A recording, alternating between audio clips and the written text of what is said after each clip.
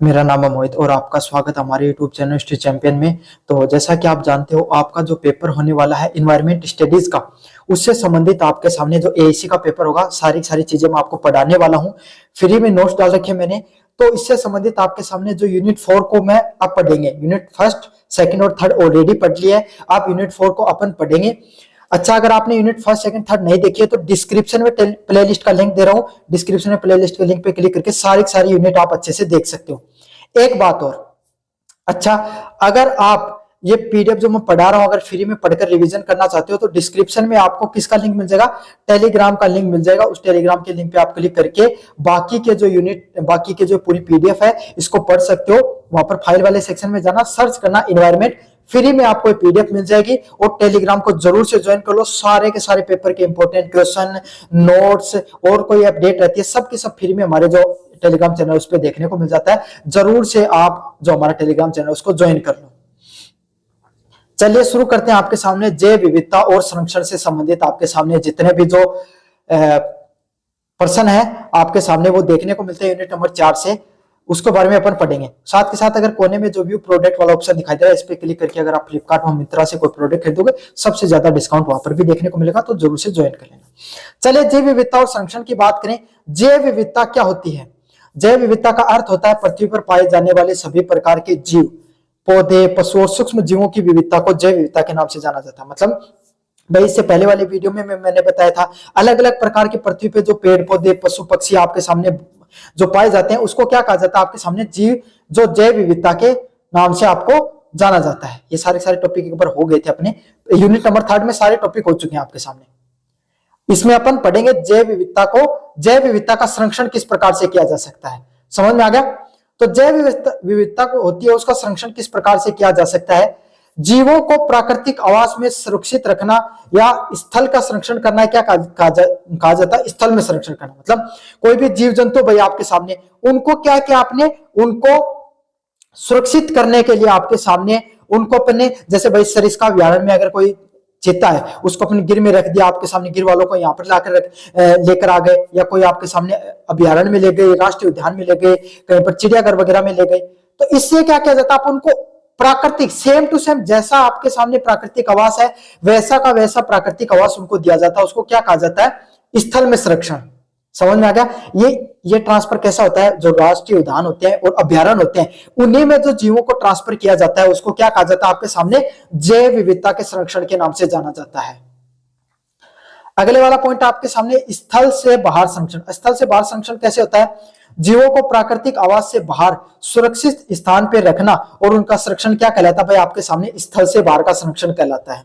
जैसे कोई भी जीव जंतु उसको चिड़ियाघर और वनस्पति में आप ट्रांसफर कर देते हो। मतलब भाई क्या हो रहा है? वो बीमार हो गया, अगर कोई चीता है भाई, कोई बीमार हो गया, कोई हाथी है वो बीमार हो गया, तो उसको क्या किया भाई आपके सामने? उसको चिड़ियाघर में रख दिया, वहां पर उनका देख रेख भी हो गई, वो बीमार हो जाता है तो उसका इलाज भी किया जा सकता है।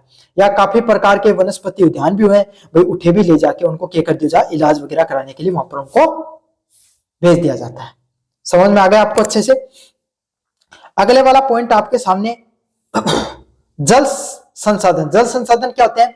जल जीवन का आधार है और सभी जीवन का अस्तित्व जल पर निर्भर करता है। भाई इस दुनिया में जो जल है वही आपके सामने क्या है? आधार की तरह काम करता है। भाई सीधी सीधी बात है, पानी है तो जिंदगी है, पानी नहीं हो जाए आदमी को अस्तित्व कठे को नहीं, ना जीव जंतुओं को अस्तित्व है, ना मनुष्य को अस्तित्व है, ना आपके सामने कोई भी सभ्यता को अस्तित्व है। भाई सभ्यता कठे पनपी हमेशा आपके सामने, सभ्यता हमेशा नदियां किनारे पनपी। क्यों पनपी भैया आपके सामने नदियां किनारे?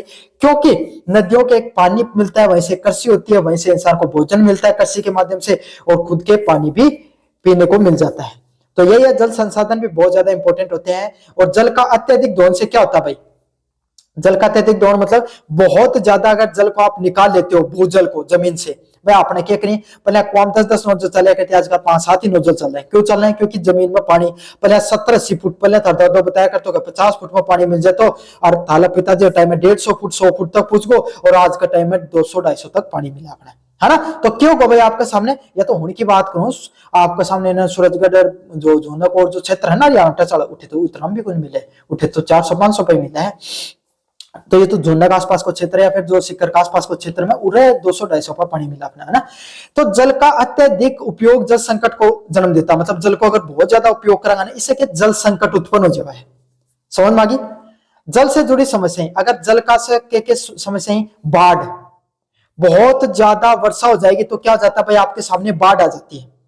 और भाई आपके सामने बहुत ज्यादा अगर वर्षा हो जाती है तो क्या हो जाती है, आपके सामने बाढ़ आ जाती है। सूखा, सूखा क्या होता है भाई आपके सामने, अगर जो बिल्कुल भी बरसात नहीं हुई तो इससे क्या हो जाता है, वातावरण के अंदर जो सूखा जैसा वातावरण है वो देखने को मिलता है और जल विवाद जैसी चीजें देखने को मिलती है। जल विवाद क्यों है भाई, दो देश हैं जब भारत पाकिस्तान को भारत पानी बंद कर दियो, है ना, सिंधु नदी को, तो ये भी जल विवाद उसका है। दो राज्य जैसे कावेरी नदी का विवाद आपने देखा होगा, दो आपके सामने कर्नाटक और आपके सामने जो तमिलनाडु आपस में लड़ते रहते पानी को लेकर कि भाई मैं ज्यादा उपयोग करांगा, मैं ज्यादा उपयोग करांगा, देखा ना मिला ना। तो ये जो जल विवाद होते हैं, जो नदियों का पानी कौन सा आपके सामने राज्य है वो ज्यादा उपयोग करेगा, ऐसा ही जो पंजाब और हरियाणा के बीच में भी पानी का एक बहुत बड़ा विवाद है।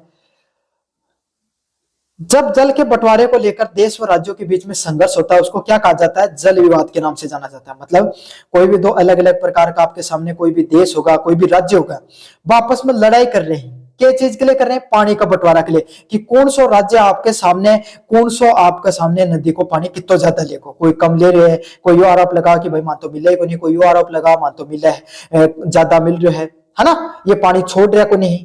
तो इस प्रकार का देखने को मिलता है ना, इसको क्या कहा जाता है, जल विवाद के नाम से जाना जाता है। अगले वाला पॉइंट क्या, पृथ्वी का गर्म होना। पृथ्वी का औसत तापमान में वृद्धि पृथ्वी को गर्म होना कहते हैं, यह मानव की गतिविधियों पर परिणाम है। भाई आपका सामने पहले देखो, आज अब की बार देखो, अब की बार जनवरी को, जब जनवरी की आज 5 तारीख बाद में सर्दी होनी शुरू हुई है। पहला पूछने थार दादा जी पिताजी बताऊंगा कि जब होली को नाम दीपावली होती ना, जब से सर्दी पड़नी शुरू हो जाती और नवंबर दिसंबर में एकदम कड़ाका की सर्दी पड़ा करती, और अब जनवरी फरवरी में सर्दी पड़ा जाता, नवंबर दिसंबर में कम सर्दी पड़े। तो यह आपके सामने क्या, पृथ्वी के गर्म होने से, तापमान गर्म होने से जो जलवायु में परिवर्तन दिखाई दे रहा है, बेमौसम की बरसात हो जाए, है ना, कभी सूखो पड़ जाए, एक नाक बरसात हो रही है, एक नाक सूखो पड़ रही है ना। इस प्रकार की समस्याएं क्या होती है, पृथ्वी के औसत तापमान में बढ़ोतरी की वजह से समस्याएं देखने को मिलती हैं। प्रभाव क्या है, जलवायु परिवर्तन, मतलब जो पृथ्वी होती है उसकी जो जलवायु होती है उसके अंदर आपके सामने क्या देखने को मिल रहा है, परिवर्तन देखने को मिल रहा है। हिमनदों का पिघलना, हिमनद के हुई जो ग्लेशियर हुई ना, वह आपके सामने धीरे धीरे पिघलना शुरू हो जाए। क्यों जाए भाई, आपके सामने जो अलग अलग प्रकार का ग्लेशियर हुई वह धीरे धीरे पिघलना शुरू हो जाए, जिससे क्यों नदियां में ना, नदियां के अंदर पानी को बहाव बढ़ जाए, बाढ़ बढ़ सके, समुद्र को जलस्तर बढ़ रहे हैं। अब देखोगे समुद्र का जलस्तर बढ़ने के नुकसान है उसके, भाई समुद्र के बीच में क्या रहे, छोटा छोटा द्वीप रहे हैं। अब अपने तो कोई फर्क कौन पड़ेगा, अपने समुद्र करने को नहीं, लेकिन वो छोटा सा द्वीप रहे जिस पर ज्यादा लोग कौन रहे, है ना। अब क्या रहे भाई, उनको धीरे धीरे पानी बढ़ रहा है, तो पहले मान ली इतनी जमीन हुआ करती है, अब इतनी सी बची है, समझ में आ गया। तो बहुत से ऐसे द्वीप हैं जिसके समुद्र के जो पानी के बढ़ने से आपके सामने क्या, वो डूबना शुरू हो चुके हैं, इससे समुद्र का स्तर वो भी बढ़ता है। अगले वाला पॉइंट है वायु परिसंचरण और वर्षा प्रक्रिया। अब वायु परिसंचरण क्या होता है, आपके सामने हवा का चलना, और वर्षा किस प्रकार से होती है इसके बारे में अपन देखेंगे। सूर्य के आसमान ऊर्जा के कारण पृथ्वी पे हवाएं चलती है, जिससे वायु परिसंचरण कहा जाता है। मतलब सूर्य है ना, सूर्य उसके आसमान में क्या है, उष्मा कारण, भाई सूर्य की जो उष्मा है ना, देखो हवा का चालन मैं बताऊं आपके सामने, हवा को चालन को एक नियम हो, हवा हमेशा की गर्म हवा हमेशा ऊपर जाएगी और ठंडी हवा हमेशा नीचे रहेगी, और नियम होता नवी भी रहा ना, गर्म हवा हमेशा ऊपर रहे और ठंडी हवा वो हमेशा नीचे रहे। अब क्या रहा आपके सामने, पृथ्वी है, पृथ्वी हवा का चल है, पृथ्वी के ऊपर पोलर रीजन पाए जाए, पोलर रीजन मतलब ध्रुवीय प्रांत पाए जाए, और बीच में क्या पाए जाए आपके सामने, भूमध्य, है ना, रेखा पाई जाए। अब भूमध्य रेखा पर सीधी की सीधी सूरज की किरण पड़े तो रखे तापमान हमेशा ज्यादा रखो, और जो ध्रुव क्षेत्र है उला हमेशा तापमान कम रहे। तो क्या रखो, पर जो एक हवा है ना, हवा हमेशा कठी हो जाएगी, गर्म से ठंडा की तरफ जाएगी, तो इली साइड वाली हवा इली साइड में जाए, है ना, ध्रुव की तरफ जाएगी, और ध्रुव आड़ी फिर आपके सामने इली साइड। तो यो जो आदान प्रदान चलते रहे ना, और हवा के गर्म हवा ऊपर जाएगी, ठंडा हवा नीचे होगी, इससे क्या हवा है वो चलती रहे। और इसके पीछे चलने का पीछे कारण क्या रहता है, सूर्य के जो उष्मा देता है ना पृथ्वी को, जो उसके तापमान में अंतर देखने को मिलता है, इसी वजह से जो हवा का परिसंचरण देखने को मिलता है। वह तो थे भूगोल का विद्यार्थी होगा आप में से, काफी विद्यार्थी ने चीज को कॉन्सेप्ट को बेरो भी है, लेकिन अगर बीएससी को अगर नहीं बेरो तो आज समझ लो भाई, है ना। ठंडी हवा आपके सामने, गर्म हवा ठंडी हवा की तरफ जाएगी और फिर ठंडी हवा को भी ट्रांसफर देखने मिला है, इस वजह से जो हवाएं हैं वो चलती रहती हैं। अगले वाला है वायु द्रव्यमान।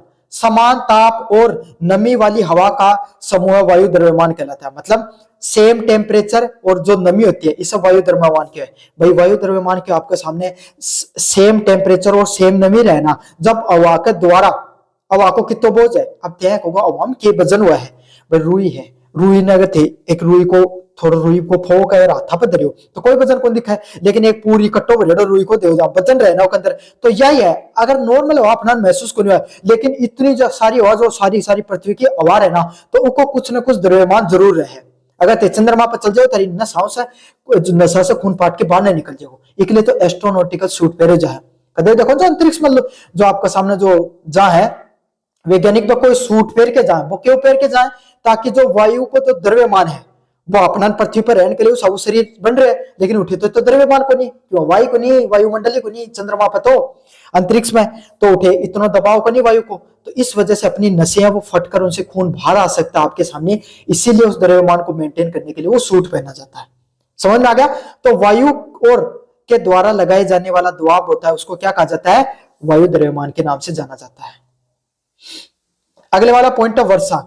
जब जलवायु ठंडी होकर जल में बदल जाती है और पृथ्वी पर गिरती है तो उसे वर्षा कहते हैं। भाई क्यों है, कोई पानी को थे गिलास बाहर नहीं गिरने गिर दियो, जोर की तावड़ियारी बारी जो धूप आ रही थी, अब उनसे क्या वो पानी वो धीरे धीरे देखोगे वो तो उड़ के चलेगा। अब उड़ के क्या आए पानी धीरे उड़ तो क्या आसमान में जाके बादल बना लिए, है ना भाई। इवेपोरेशन होके वो छोटी छोटी बूंद एक जगह इकट्ठी हो जाए, उन्हें बादल खाए। अब बादल हवा चले जाए ऊपर चल जाए, अब ऊपर तापमान, पृथ्वी को तापमान हमेशा ठंडो रहे, तो ये सब ओला का रूप मान जाए। फिर क्या भाई भारी होने का जब फिर से नीचे आई, जिससे क्या होगा फिर से वर्षा बदल जाए और फिर बरसात होगी शुरू हो जाए। समझ में आ गई। तो जो जल वाष्प की जो छोटी छोटी बूंदे होती हैं, ये जल में बदल जाती हैं और जब पृथ्वी पर गिरती हैं तो उसी को किस नाम से जाना जाता है, आपके सामने वर्षा के नाम से जाना जाता है। समझ में आ गया। तो ये थी आपके सामने पूरी की पूरी यूनिट नंबर 4। मैंने आपको अच्छे से पढ़ा दिया है। चैनल को जोर से सब्सक्राइब कर देना, वीडियो को जोर से लाइक कर देना। धन्यवाद। अपने दोस्तों को जरूर से शेयर कर दो। टेलीग्राम जरूर से ज्वाइन कर लो भाई, आपका बहुत फायदा हो जाएगा। अगर टेलीग्राम ज्वाइन कर लोगे ना तो आपको कहीं जाने की जरूरत नहीं पड़ेगी, बस एक यूनिट, एक यूट्यूब चैनल चैंपियन, वहीं से पढ़ाई करोगे, सारी की सारी चीजें आपको वहीं से पढ़ने को मिल जाएंगी। धन्यवाद।